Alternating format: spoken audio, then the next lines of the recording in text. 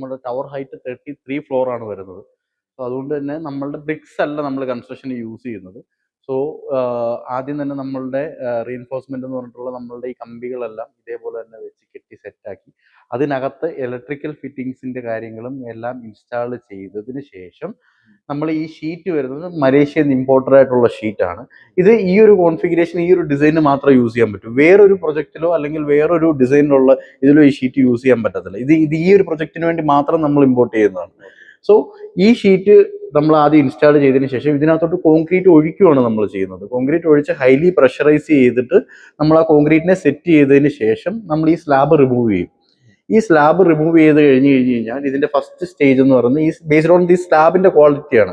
First stage ആണ് നമ്മൾ ആ കാണുന്ന കോൺക്രീറ്റ് കളറിലുള്ളത്. അതാണ് ലെവൽ 1. അതിന്റെ വാട്ടർ ലെവൽ കറക്റ്റ് ആയിരിക്കും നമ്മൾ റിമൂവ് ചെയ്യുമ്പോൾ. അതിനുശേഷം anti fungal gypsum bonding agent എന്ന് പറഞ്ഞിട്ടുള്ള ഒരു സ്റ്റേജ് നമ്മൾ ചെയ്യും. അതിനുശേഷം നമ്മൾ ജിപ്സം പ്ലാസ്റ്ററിങ് ചെയ്യും. അതിനുശേഷമാണ് വോൾ പുട്ടി നമ്മൾ നോർമലി ചെയ്യുന്നത്. നമ്മൾ സാധാരണ നമ്മുടെ ഇൻഡിവിജ്വൽ ഹൗസുകളിലൊക്കെ ചെയ്യുന്ന വോൾ പുട്ടിയിലിരുന്നിട്ടാണ് നമ്മൾ ആദ്യം പ്രൈമർ അടിക്കും, പ്ലാസ്റ്ററിങ് ചെയ്യും. പ്ലാസ്റ്ററിങ് ഒക്കെ കുറവാണ്. നമ്മൾ ആദ്യം വോൾ പുട്ടി, അത് കഴിഞ്ഞ ശേഷം പ്രൈമർ, പിന്നെ പെയിന്റ് എന്ന് പറഞ്ഞിട്ടുള്ള കോൺസെപ്റ്റിലോട്ടാണ് പോകുന്നത്. സോ അതിന് നമ്മളുടെ സ്റ്റേജ് വരുന്ന ഫസ്റ്റ് മദർ സ്റ്റേജ് ഉണ്ടാവും. അതിനുശേഷം ജിപ്സം ബോണ്ടിങ് ഏജന്റ് ഉണ്ടാവും. അതിനുശേഷം അതായത് അതിൽ ഫംഗസ് ഒന്നും വരില്ല, വോളിന് ക്രാക്ക് ഉണ്ടാവില്ല. മൈവൺ കൺസ്ട്രക്ഷൻ എന്ന് പറയുമ്പോൾ വോളിന് ക്രാക്ക് ഉണ്ടാവില്ല. ഫിനിഷിങ് എപ്പോഴും അങ്ങനെ. ബ്രിക്സ് ആകുമ്പോൾ ക്രാക്സ് എക്സ്പെക്ട് ചെയ്യാം നമുക്ക്. അതേപോലെ തന്നെ നമുക്കിപ്പോൾ 6 സ്റ്റേജ് ആണുള്ളത്.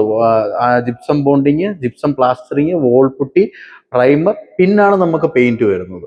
അതേപോലെ തന്നെയാണ് നമ്മുടെ ഫ്ലോറും. മദർ സ്ലാബ് ഉണ്ടാവും, അത് കഴിഞ്ഞതിന് ശേഷം ലെവലിംഗ് സ്ക്രീഡ് ഉണ്ടാവും, അതിനുശേഷം ടയൽ അഡിസീവ്, അതിനുശേഷമാണ് ഫ്ലോർ ടൈൽസ് വരുന്നത്. 6x4 ആണ് ടൈലിന്റെ സൈസ് വരുന്നത്. പിന്നെ Fenesta number 1 brand, sound proof, tough and glass ആണ് വരുന്നത്.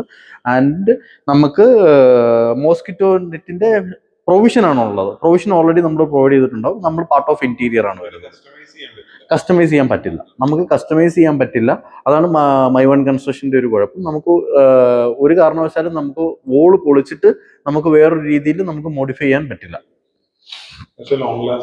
ലോങ് ലാസ്റ്റിംഗ് ആണ്, ക്രാക്സ് ഒന്നും ഉണ്ടാവില്ല. അതേപോലെ തന്നെ സെക്യൂർഡ് ആണ്, ബിക്കോസ് ടവർ 33 ഹൈറ്റിലാണ് നിൽക്കുന്നത്. സോ സെക്യൂർഡ് ആണ്. അതേപോലെ തന്നെ ഫിനിഷിംഗ് പാർട്ടും ക്ലിയർ ആയിരിക്കും. ഇതേപോലെ തന്നെ നമ്മളുടെ ബാൽക്കണീൻ്റെ ഇതും, ബാൽക്കണിയിൽ നമുക്ക് അഡീഷണൽ ആയിട്ട് വാട്ടർ പ്രൂഫിംഗ് ഉണ്ടാവും. മദർ സ്ലാബ് കഴിഞ്ഞതിന് ശേഷം യെല്ലോ കളറിൽ മെൻഷൻ ചെയ്തേക്കുന്ന waterproofing, same protective screed, tile adhesive, wooden texture colour ടയലാണ് വരുന്നത്. നമുക്ക് വുഡൻ ടൈൽസ് അല്ല കൊടുക്കുന്നത്.